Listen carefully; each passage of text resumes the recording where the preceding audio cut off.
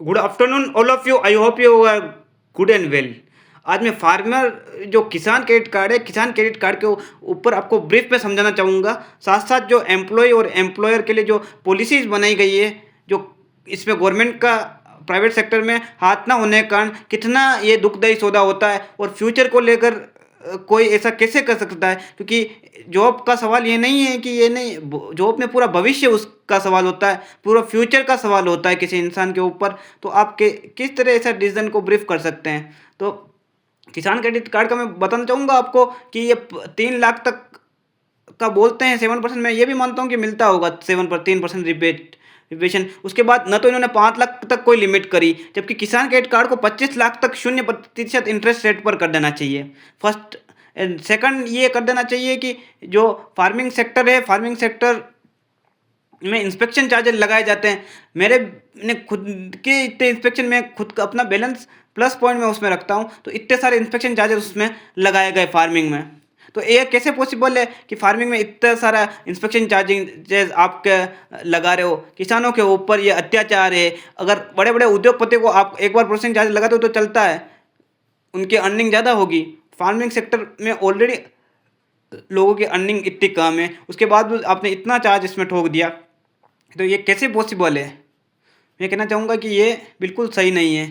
Farming sector में कम से कम one ये processing charges, unnecessary inspection charges, ये सारे चार्जेस आरबीआई के गवर्नर से भी मेरे विनम्र हम्बल रिक्वेस्ट है कि किसान क्रेडिट कार्ड में ये सारे प्रोविज़न को नेगलेक्ट हटा दिए जाए। किसानों के लिए फार्मिंग सेक्टर में फार्मिंग करने के लिए जो भी धन अवेलेबल कराया जाए, वो काफ़ी पहले ही रिस्क होता है, क्योंकि फार्मिंग सेक्टर में काफ़ी रिस्क होता है। उसके बाद आप अननेसेसरी चार्जेस ठोक रहे हो या लगा रहे हो।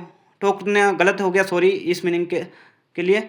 तो इस चीज़ को हटा देना चाहिए। साथ साथ में 25 लाख तक 0% इंटरेस्ट रेट हर फार्मर्स के लिए एप्लीकेबल करना चाहिए। डेयरी फार्मिंग के लिए भी अच्छी खासी पॉलिसीज़ की लाने की ज़रूरत है बाद में। अब ये आपको ईरान इराक का युद्ध नहीं दिख रहा है क्या आपको? दूसरा सेक्टर एम्प्लॉयमेंट कहाँ जनरेट कर पाएंगे? अगर बूम देना चाहिए इंडियन गवर्नमेंट को, इंडियन आरबीआई गवर्नर को इसमें रेगुलर प्रेस कॉन्फ्रेंस करनी चाहिए। फार्मिंग सेक्टर के ऊपर रेगुलर प्रेस कॉन्फ्रेंस करनी चाहिए। दूसरे अदर इंडस्ट्रीज़ के ऊपर प्रेस कॉन्फ्रेंस करनी चाहिए। इससे ये होता है। और एम्प्लॉयमेंट के ऊपर नई नई स्कीम्स एप्लीकेबल करनी चाहिए। एम्प्लॉयमेंट के ऊपर ध्यान देना चाहिए। या अगर आप प्राइवेट सेक्टर में नहीं तो प्राइवेट सेक्टर के पार्टनरशिप करके गवर्नमेंट का इंटरवेंशन उसमें होना चाहिए। पॉलिसी पॉलिसी फ्रेमवर्क में गवर्नमेंट का इसमें होना चाहिए। और एक है कि जो प्राइवेट कंपनीज है, उदयपुर की जितनी भी है, किसी आदमी के नॉलेज, एक्सपीरियंस और टैलेंट को बिना समझे उसको वो समझती है कि वो एक असिस्टेंट लेवल का है, एग्जीक्यूटिव लेवल का या मैनेजर लेवल का। किसी एम्प्लॉय में 2 या 3 महीने गैप रहने के बाद आपको लगता है कि ये किस क्षेत्र का है, तो उसको समझना चाहिए कि ये किस क्षेत्र का है, इसको किस तरह का वर्क देना चाहिए। इंटरव्यूअर्स को भी ये ध्यान रखना चाहिए। मैं ऑल एम्प्लॉयज़ कंपनी के जो भी इंटरव्यू लेने वाला एचआर है या अदर पर्सन है, तो उसको भी मैं बोलना चाहूँगा कि इसमें आप ध्यान रखें। और कैसी पॉलिसी इंटरव्यू जो क्वेश्चन पूछे और उसके बाद में उस पर वर्क दिया जाए, उसी तरीक़े से उसका वर्क दिया जाए। और उसको थोड़ा सा पुराना तो आपको गाइडलाइन करना ही पड़ेगा।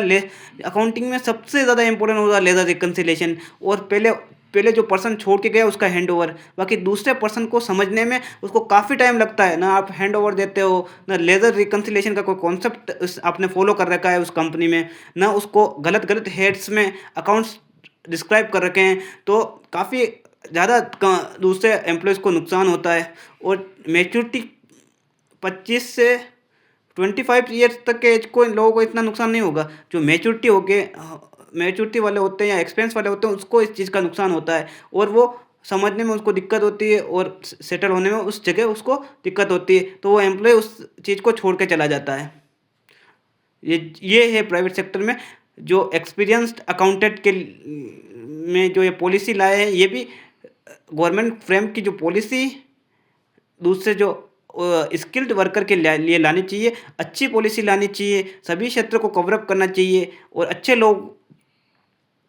लोगों को उसमें जॉब को क्राइटेरिया, मिनिमम वेजेस रेट कितना मिल रहा है, गवर्नमेंट का एक ऑब्जर्वर खुद ऑब्जर्व करे इतना मिल रहा है कि नहीं मिल रहा है, इतनी उसकी ट्रेनिंग प्रोवाइड करवाई जा रही है कि नहीं जा रही, उसकी स्किल्स या उसके टाइम को वेस्ट तो नहीं किया जा रहा। इस तरीके सारी चीज़ें करने के बाद ही एम्प्लॉयमेंट सही दिशा में, राइट डायरेक्शन में कदम बढ़ा सकता है। बाकी कोई इंटरव्यूज़ या कोई एम्प्लॉयमेंट का कोई मतलब नहीं निकल जाता, क्योंकि एम्प्लॉयमेंट जनरेशन मोस्ट इम्पोर्टेंट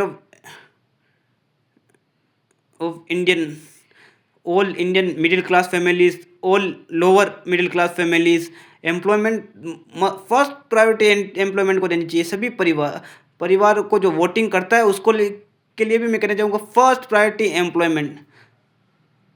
आप रिलीजन्स वगैरह को सेकंड या थर्ड प्रायोरिटी पे रखें, एम्प्लॉयमेंट को फर्स्ट प्रायोरिटी पे रखें।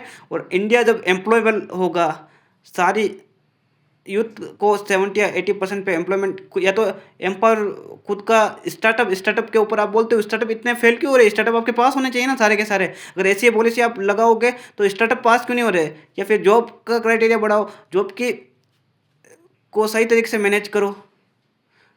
इस तो भारत कहीं जाके विकसित भारत बन पाएगा। बाकी 2047 की परिकल्पना या रोड बना लो, पुल बना लो, असंगठित वर्ग को रोजगार मिल जाएगा और संगठित वर्ग, स्किल्ड वर्कर रह जाएंगे। तो मेरा मानना है कि इस चीज़ को चेंज करना चाहिए, इस क्राइटेरिया को चेंज करना चाहिए। और इस क्राइटेरिया को चेंज करने के बाद भारत के युवा काफ़ी हद तक सेल्फ डिफाइंड बन पाएंगे, आत्मनिर्भर बन पाएंगे और आगे बढ़ पाएंगे।